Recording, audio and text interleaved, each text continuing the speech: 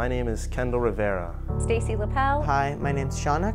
I'm Sarah Giovanello. My name is Georgie Garrido. And I'm a teacher at Marjory Stoneman Douglas High School.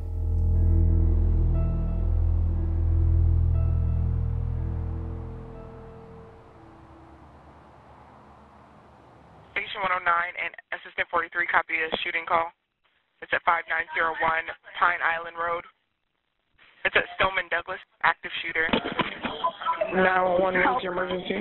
Please help, Stoneman Douglas High School. A shooter. Okay, is anybody injured? Yes, a lot of blood. Please help, please. 911, what is your emergency? Hi, there's gunshots. There's a shooting. Are you at Stoneman Douglas? What floor are you on? I'm in the 1200 hallway, 1216. You're in a classroom? I'm in the classroom. The lights on, the door's locked. A student was shot and went through the door. You have a student down in your classroom? Yes. World Trade Police is fired. You have an emergency.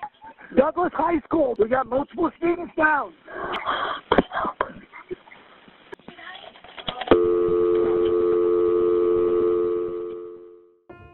It was Valentine's Day, so we all had flowers. And I was goofing off in my last class, and we were putting the flowers in our hair and posing. I was in the middle of a math test, a trigonometry test, and that's towards the end of doing my work. The bell rang, the fire alarm. Well, we had evacuated with the fire drill, so my whole class was in the hallway. We were kind of on the stairs when we heard it, and everybody around us froze. There was all this chaos like beneath us because we were on the second floor. And then we just heard repetitive shots, and everybody just ran back where they came from, or back into any place that they could possibly get into. One day you're saying hi to your friend at lunch, and it's Valentine's Day, and you're so happy. And, you know, just a few hours later, you're running away from your school. My teacher's yelling at us that it's a code red, and I'm running with my friends. I basically took my friends in my arms and I was like, we need to go now. The second I heard the noises, I was like, this is not good. You don't really, I think, assume that what's happening to you is your school is being shot. I was right there in the hallway with the shooter, shooting down the hallway, and I was looking at him. Someone took a video of the shooter in the hallway, and they were in the classroom I was in my freshman year. I had two students who were actually in my creative writing class who were shot in the hallway, and they were killed. And I closed the door just in time. I mean, it was seconds after I closed my door that he shot my neighbor, and he shot into my classroom. I was having a panic attack, an anxiety attack. I was rocking back and forth in the corner like I was in an insane asylum. I'm sitting there in the school, still sitting there in the dark, holding one of my classmates' hands, and it's just like really surreal. My little sister's a freshman, and she has two classes that aren't in the freshman building, and for a while she wasn't answering my texts because she was in an area of the school that doesn't get great service, and I thought she was dead. Next day you find out that one of your friends is just gone and your teacher's been shot. I was grazed in the arm by the bullet. I think if I kept my door open just a couple seconds longer, I could have been killed, and then the shooter could have gotten into my classroom because my door would have been wide open. So I think about those things a lot, but I try not to because they kind of really hurt to think about. It was just so weird to see all that, you know? It's hard, I guess. People got hurt, not just emotionally, physically in one of the most painful ways possible. After that, you realize everything is very, very temporary and can be gone in an instant. That was the scariest moment of my life.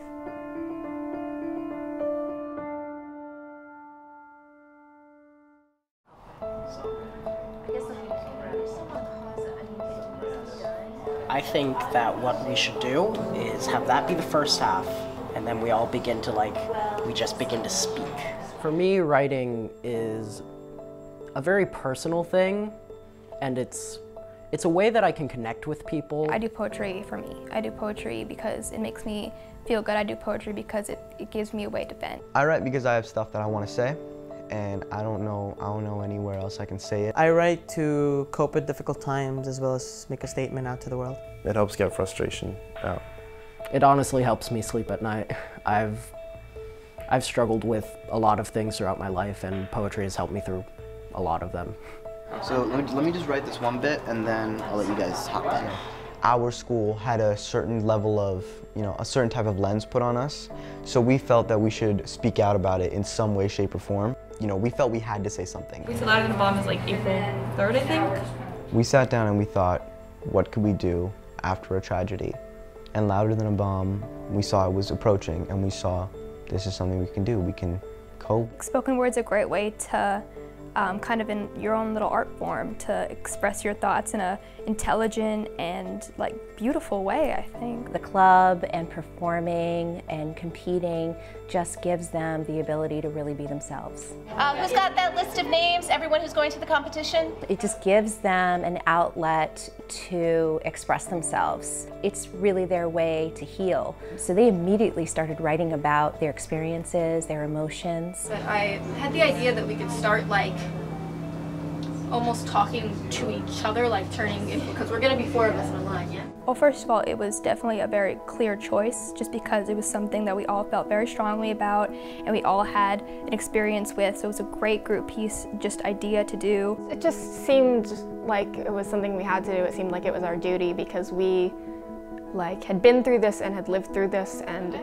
it felt like a responsibility almost to talk about it and to use our position and the platform of the competition to say what we thought needed to be said. We recognized that this was something that sort of happened as a family. So we saw we could take this negative thing, turn it into something positive. It felt natural to do that. I had a quick idea that maybe in the beginning we could read down the date together. What Oh yeah, I like that. February 14th, 2018. February That's what we say in the beginning. Then can we say chaos? I think it's a great kind of glimpse into what a lot of the students are feeling at this time. You miss the middle part, the part where we're all on our own and working through our own stuff, and we thought that it needed to be talked about. It gave us a form of release. I want them to see how we're just a couple teenagers confused and a bit worried. There is power in taking all those crazy emotions and channeling them into a joint force. We just want to get the message through to people that are having a hard time comprehending what we're going through. Head down. 1, 2, 3, 4, 5. I know for a fact that all of this poem is going to be very genuine and very powerful on stage, but the most genuine line in the first half for me has to be that line. So the pacing of this, the articulation of it is really powerful. It's a swarmy feeling, right? Some of you are going to say angrily, right? I don't know if I'm doing this right. Let's try it one more time. Put a beat after I'm all over the place. I don't know how to feel. I don't know if I'm doing this right. No one knows if they're doing this right. When we say, I don't know if I'm doing this right, is when kind of replying to how we feel when people blame us for the methods we use to cope with it. There's no handbook on how to do this. Is there a certain way to react to it, or are we not allowed to cope with it on our own? It's weird because it just feels like I'm not doing it right. I'm not coping in the right way. A lot of people forget that we are just kids, and that we get confused. Anybody else have any suggestions? I don't know if I'm doing this right. You don't like that? Yeah, I thought that was good. You kind of question how you're handling things. You feel guilty if you're enjoying your life. You're not sure if you should be sad more than happy. If I feel that way and I'm a mature person, I can't even imagine how they feel. I don't really know what I'm going through. No one really knows what anybody's going through. I don't know what I'm feeling because I'm just so used to just putting it in the back of my head and being strong for people that need me. A lot of the time I think it just makes me really sad and really anxious, and so sometimes it's really difficult to think about. And many of them saw and heard gunshots, blood, dead bodies. Well, every time I pull up into school, it feels like I can't breathe because I have to put on my clear backpack, step out of the car and say, yes, this is the murder site of 17 of my friends. Time to stay here for 7 hours. That's kind of haunting. The scary thing is that I don't consider this the worst thing that's ever happened to me. Some of them are actually being criticized for being too emotional about it and still having trouble dealing with life. I never thought that every time I walked out of the house, I would feel unsafe. On the other hand, some people think, you know, how could you possibly be enjoying your life when some of your friends have passed away so tragically? I've been feeling really guilty, like I'm having a lot of survivor's guilt. When I was running from the school, I went the same way as the shooter did, and it occurs to me that I would have seen him walk past me at some point, so I had a lot of guilt relating to that for a long time. I'm looking over my shoulder a little bit, which is not fun. People that don't go to Douglas are kind of treating me like I'm kind of like a glass statue, that if they hold me wrong, I'll fall and I'll shatter. I'm all over the place. I feel less like a person and more like an object in space. Not acting, but being acted upon by my surroundings. I actually love that. What do you guys feel? Like I'm a child again. Beautiful. And what they don't realize is whatever way they respond is the right way. That it's okay to be confused. It's okay.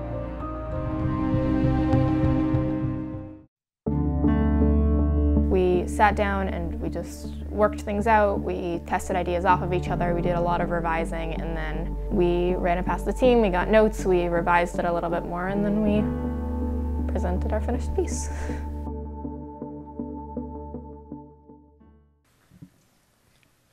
My name's Kendall Rivera. I'm Anna Bayak. I'm Shaunak Magan. I'm Bianca Navis. And we go to Marjory Stoneman Douglas High School. February 14th, 2018. The fire alarm rings, gunshots go off, chaos. Where are you? Where's my brother? Is this a drill? Are you okay? Yes. Yes. Yes. Yes, well, no, but I'm safe. You know what happened that day. But we can't close the news articles or turn away from the aftermath. I'm adrift in a sea of complacency. I couldn't even bring myself to the funerals, to look at the pictures of the victims with my stubborn, dry eyes and half-real smile. I'm heartless and cold. At least, that's what I'm told. I don't know how to feel. I don't know if I'm doing this right. The strangest things hit me in waves. I didn't even realize the bangs I heard were gunshots until the next day. I'm falling into restless sleep in my mother's bed like I am a child again. I'm all over the place. I feel less like a person and more like an object in space.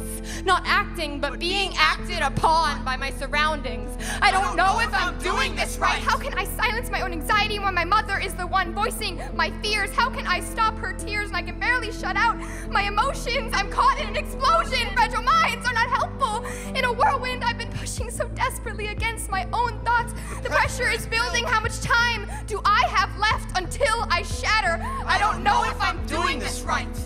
Are you okay? Are you sleeping? How can I help you forget? Do you want to talk about it? I can do. I don't know. I don't know. I don't know. I don't know if I'm doing this right.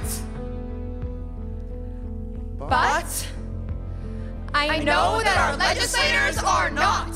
Something needs to change. How many times must we plead for our protection? We've heard the numbers, nearly 40 911 calls and 2 tips to the FBI. This needle wasn't hidden in a haystack. Now this government tries to save face, blaming hate, video games, and his mental state. Well, the latter was surely a factor. I'll be reduced to stunned laughter if I hear any mention of helping this man. There's no proof that doing so would have hindered his plan. Depression doesn't shoot through walls and windows and classmates. 19-year-olds with guns do. An AR-15. Is this weapon of war worth more than those we lost? We're tired of begging for common sense. We're tired of begging for our lives. The news cycles on. But we're still here. And our friends are still gone. Even after the TV's turned off. We can't keep digging our own graves. For those 17 eagles that were ripped away, the 3,000 thrust onto the front lines that day are demanding change that's here to stay. Thank you.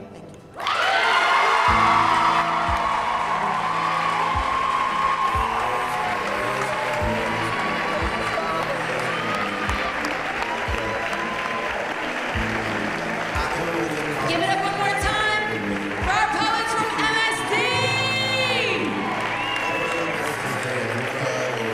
Let's give a warm welcome for the man who makes this possible, Jason Taylor and Omari Hardwick. Y'all give it up, give it up, give it up, give it up.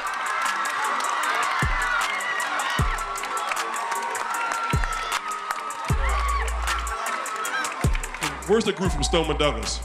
They still here? Can they come on stage? Please? Can y'all come up on stage, please? As we all know, on Valentine's Day this past February, something very awful happened in our country and really in our own backyard. And I want to thank you guys for coming out and blessing us with that peace at the very end. It means the world to me that you guys are here tonight. Our hearts and prayers go out to you. We love you. We appreciate everything that you guys have done in the wake of what happened. Something that should never ever happen in this world, and young people should never have to deal with it. Parents should never have to bury their children. But what you guys have done and continue to do, and the voices that you have, and you keep speaking out and pushing for change, makes us all so proud. And from the bottom of my heart, and I'm sure everybody in this room would feel the same way. Thank you. Keep it up. We love you guys. All right. Absolutely. We're here for Thank you guys. Always here for you. All right. It's amazing, man, that they're still able to function. They were still here, and really the champions of the night. That they came and spilled out to us what happened to them on Valentine's Day. For them to be that courageous to say, we will be the last high school. This won't happen again. Not on our watch. You know, not on our dime. It's pretty amazing. It shows how powerful kids are, and as I told them on the stage, like, their voices are very, very powerful. Never let them be silenced. Again, I think they won the night. They won the whole night.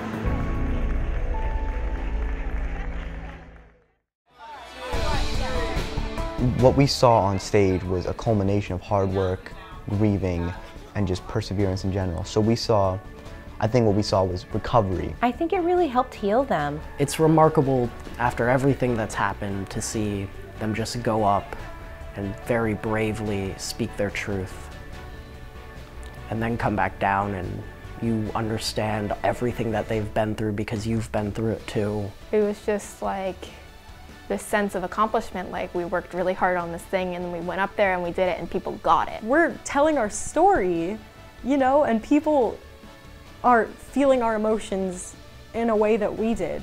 It just felt like everyone was with us and was supporting us through everything that we've struggled with these past few months. It was overwhelming. It was just really incredible to hear that all of these people were just standing up and like doing that for us. They've never put so much emotion and so much of their guts into a piece than they have this year. It was comforting, I think, to get that from the community, that response.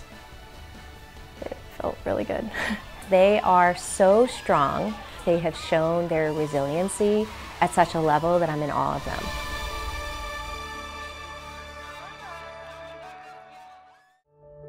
Something needs to change! How many times must we plead for our protection? I think that they made it both personal, and yet at the same time it was a very strong call to action. And I really loved that about it. I hope it sparks a discussion, and I hope the discussion doesn't turn into, you're a terrible person because you believe this. We don't need change just for the community, but we need change for everyone, and I hope everybody can agree with that. For things to get done, compromise needs to happen, and no side's willing to compromise. Change is necessary. Change is necessary in the law. That's why the law is what it is. It needs to be changed. We're tired of begging for common sense. We're tired of begging for our lives. We're tired of repeatedly begging for change because we want to stay alive and we want to stay safe. Bad things can happen, but you can take those bad situations and like make them a point, you know, just glaring, obvious, giant point that cannot be ignored. Can't be ignored. I hope that, like the country as a whole, they hear what I think the majority of people have to say, and they make some gun legislation. This is a military weapon, and they're in the hands of, what, a 19-year-old kid? I don't want another student to be found dead in school because of another person had walked into school shooting each other. We're kids, but we're kids with rights. Our opinions are valid, and our thoughts matter too. Who are we? Who are we? What do we want? Change! When do we want it? Now! I think it's kind of crazy that we are getting hate for speaking up about the fact that we don't feel safe. I don't think that's fair. Me and a bunch of my friends have been getting hate on Twitter that starts at like, kids don't know what they're talking about, and escalated, for me in this case, where people are giving me anti-Semitic comments. I'm just trying to put out not just a positive message, but a message that we need help. And people are doing the opposite of that, and that hurts a lot. Yeah, I think it takes a big force to kind of turn people's heads in different directions, and this is what the world needed, unfortunately. I know some of these kids. I've known them since they were freshmen. They've always been this way. They've always been extremely proactive. They've always had a strong voice. They are smart, they are articulate, but they're also teenagers. So I think the public really needs to give them a break, because they are really doing this because they feel that it's very important. We don't need everybody on board, but we need enough people on board to get not exactly what we want, but enough to make us feel safe in school again. It's happened all throughout history. This big thing happens and everyone is inspired to change. The only good thing to come out of this is how unified our city is now. I would have never imagined Parkland being like this. Our school advocates are doing amazing. They're accomplishing things that I couldn't even begin to comprehend on February 13th. Their voices are being heard. The entire world is getting behind this. I mean, there was like over 1,000 marches all over the world. I think we're actually gonna get stuff done, and I can't wait to feel triumphant about that. Everything is going to be better now. You think it will? I think so. It can't get much worse. It can't get worse than, you know, having your school be shot up. Conservative or liberal, if nothing's done at all, then it's just going to keep happening. We can't keep digging our own graves!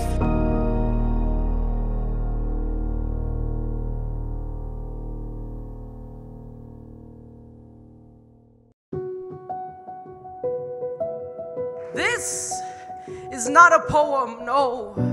This is a eulogy, a song to be sung for those who can no longer speak their life stories, although you should still be writing yours right about now. Helena, I still remember your smile. The one you would direct at me when I passed you by at lunch, and you would ask me how my day was, sometimes giving me a hug if I needed it. Right now, I need one of those. Helena, I swore to myself that I would fight for you, so that no one would ever have to die like you, protecting their best friend, washed away by a sea of gunshots in a classroom. Helena, though the rage of rallies and the passion of protest fuels me, on some days it falls away, and all I can think of is who I lost. Helena, somebody once told me that you died with a girl holding your hand, telling you it was going to be okay as she ran her hand over hair that looked so much like mine. My mother said we could be related. Helena, I've never known a God, never seen a heaven, but for you, I know there must be something. For you, I hope that heaven is warm and quiet and safe and feels more like coming into an embrace than it does being torn away from the world. Helena, I know there's a heaven for you, and I hope to see you there. Thank you.